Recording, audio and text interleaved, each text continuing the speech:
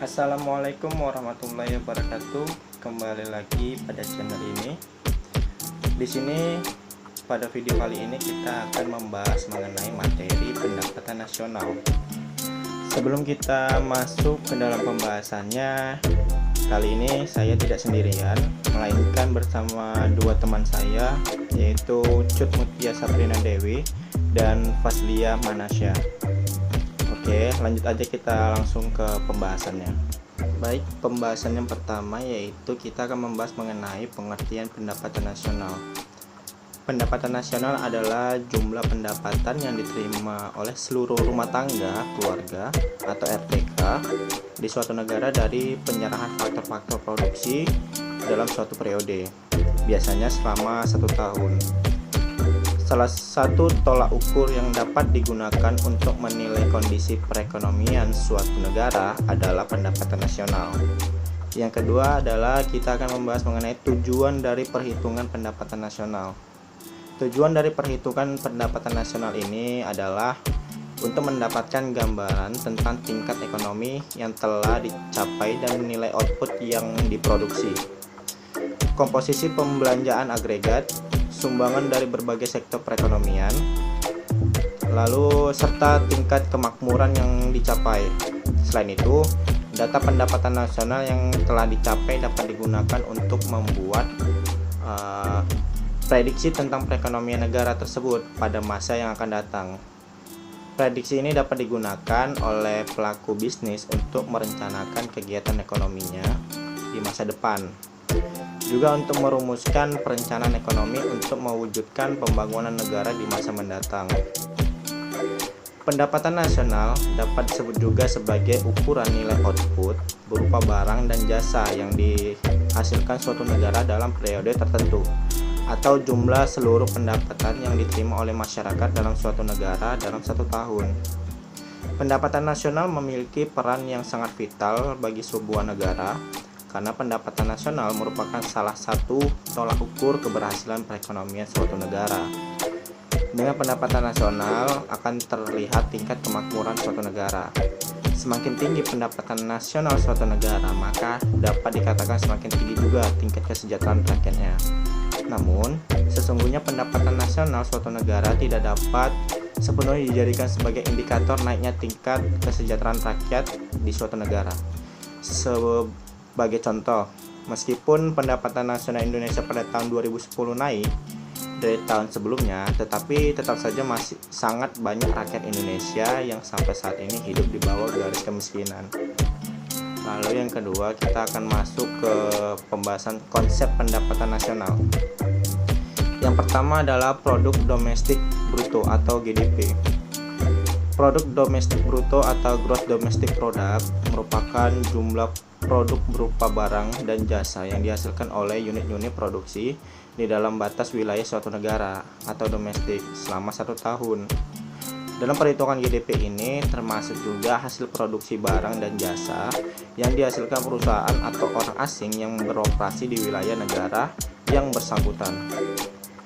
Barang-barang yang dihasilkan termasuk barang modal yang belum diperhitungkan penyusutannya, karena jumlah yang didapatkan dari GDP dianggap bersifat bruto atau kotor. Hal ini dapat dirumuskan sebagai berikut. Ini dia rumusnya.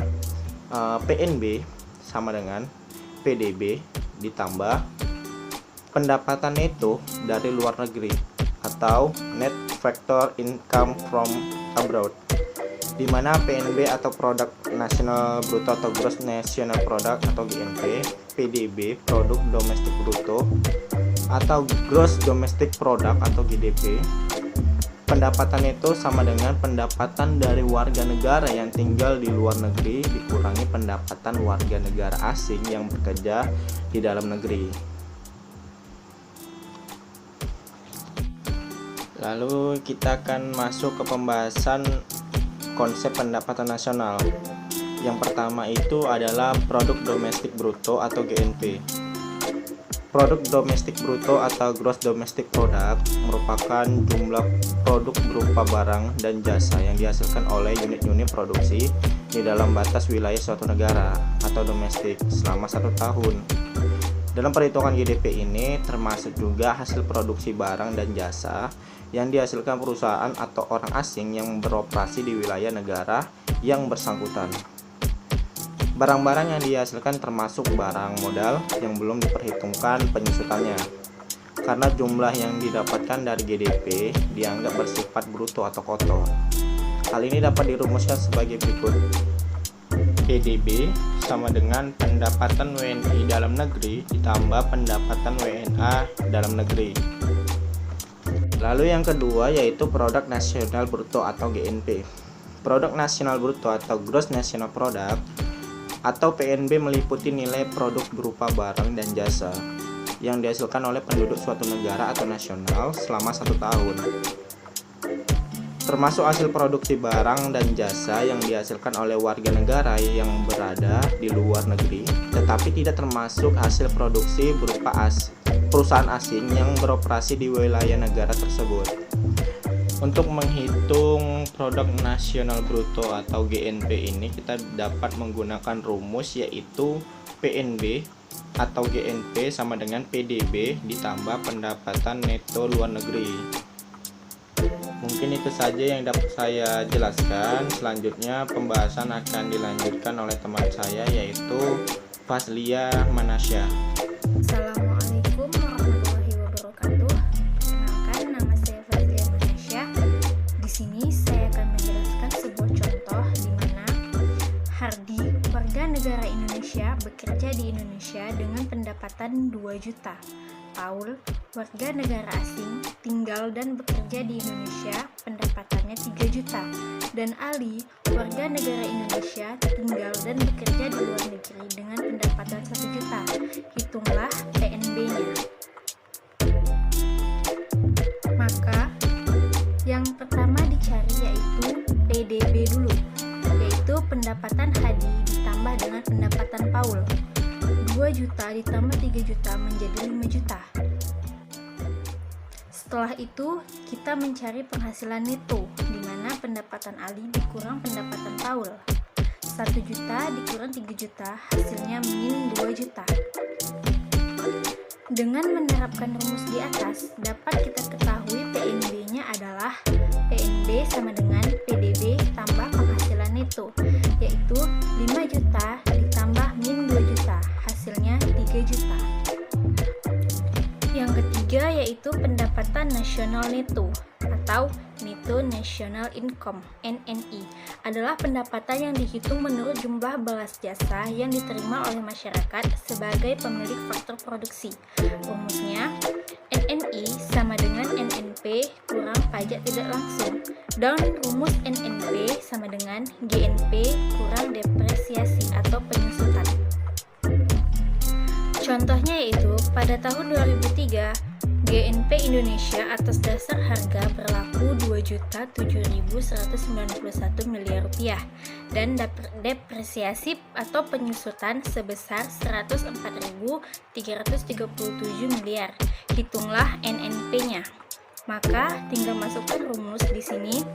NNP sama dengan GNP kurang depresiasi. Selanjutnya yaitu pendapatan perseorangan atau PI.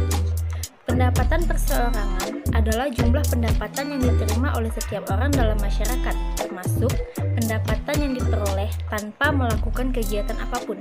Pendapatan perseorangan juga menghitung pembayaran transfer atau transfer payment. Transfer payment adalah penerimaan-penerimaan yang bukan merupakan balas jasa produksi tahun ini, melainkan diambil dari sebagian pendapatan nasional tahun lalu.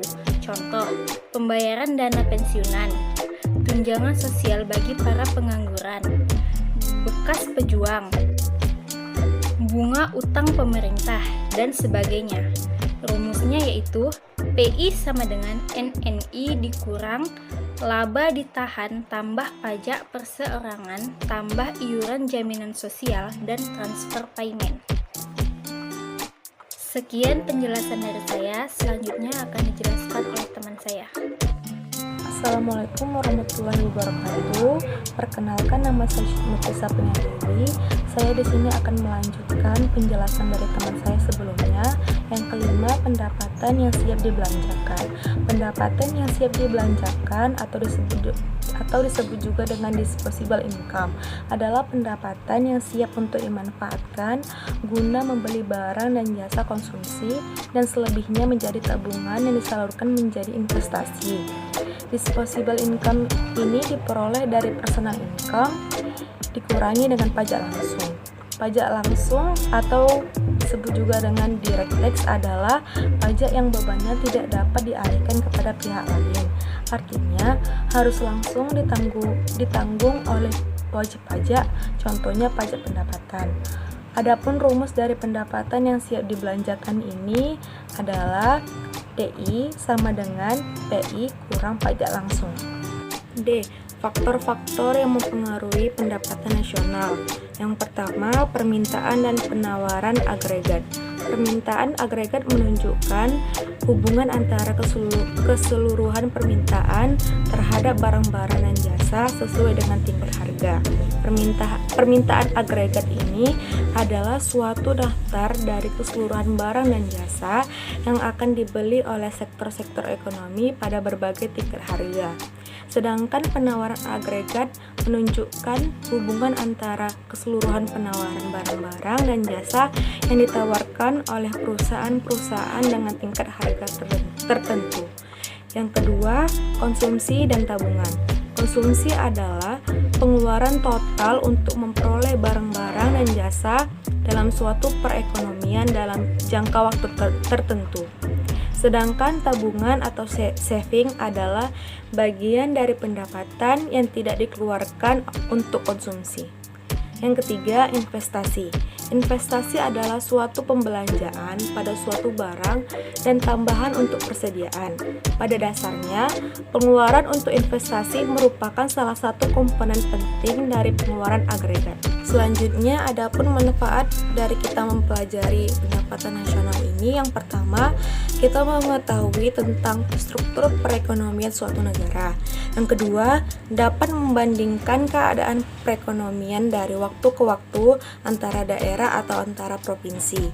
Yang ketiga, dapat membandingkan keadaan perekonomian antar negara. Yang terakhir, dapat membantu merumuskan kebijakan pemerintahan.